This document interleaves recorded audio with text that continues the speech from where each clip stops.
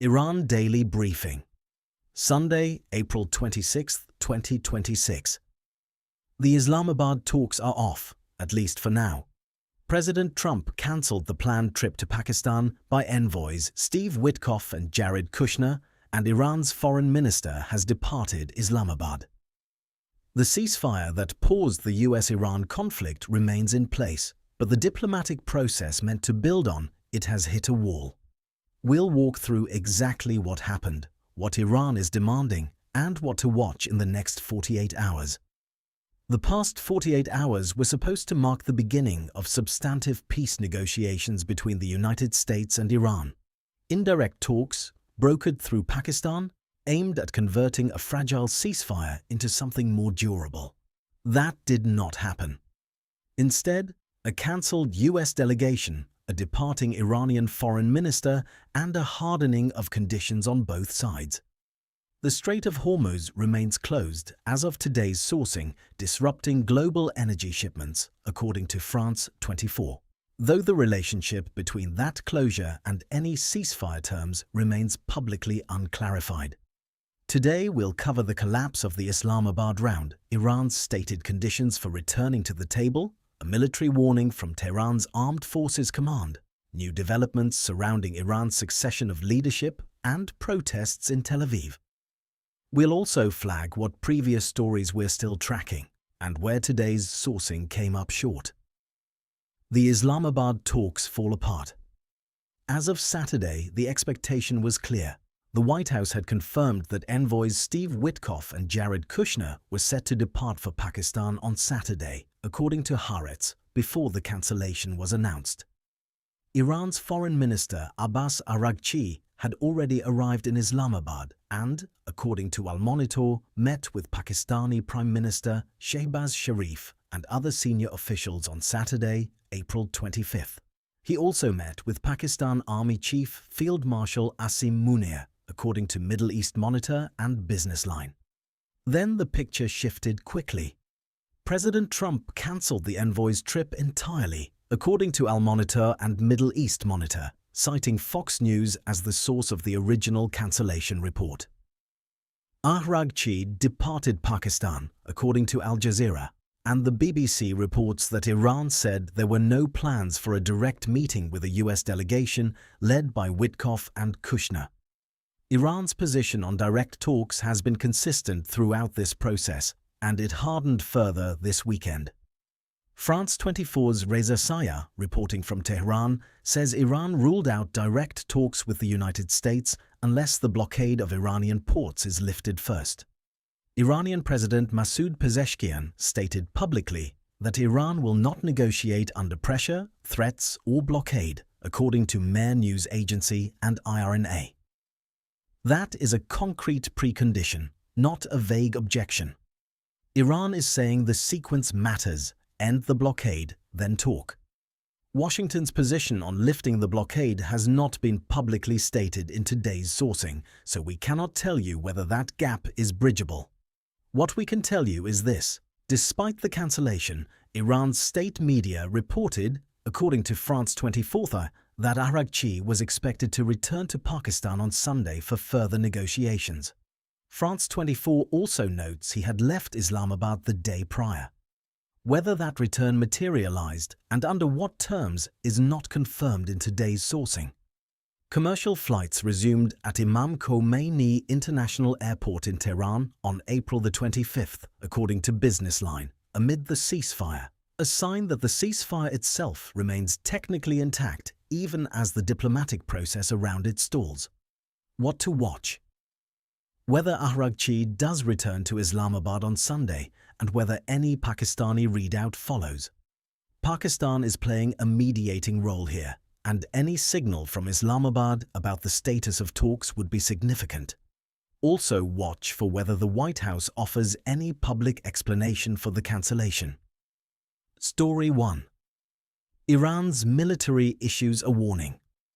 Iran's Khatam al-Anbiya Central Headquarters, the country's top military command, issued a warning on April 25th.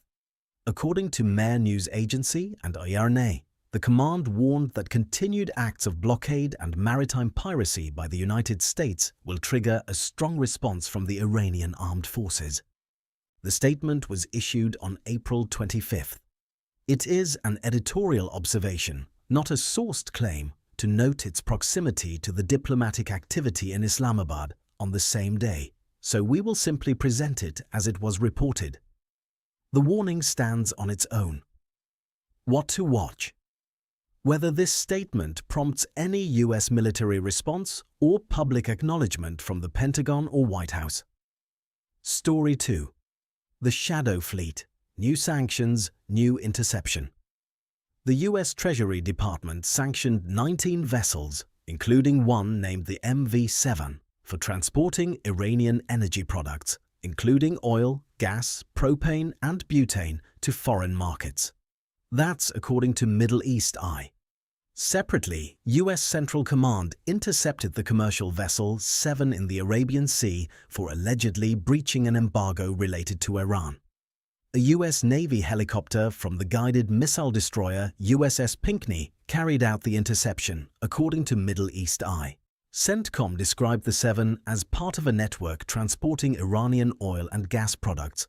A note on prior coverage: yesterday's episode reported that the US Treasury had sanctioned China's Hengli refinery for buying Iranian oil. That was drawn from confirmed prior episode sourcing. There is no new update on the Hengli designation in today's intelligence items. What to watch? Whether Beijing responds to the Shadow Fleet sanctions and whether the Sivan interception produces any formal diplomatic protest from the vessel's flag state or operator. Story 3. Mojtaba Khamenei, Iran's new supreme leader. France 24 reports that Mojtaba Khamenei has been named Supreme Leader of Iran following his father's death. A significant caveat applies here.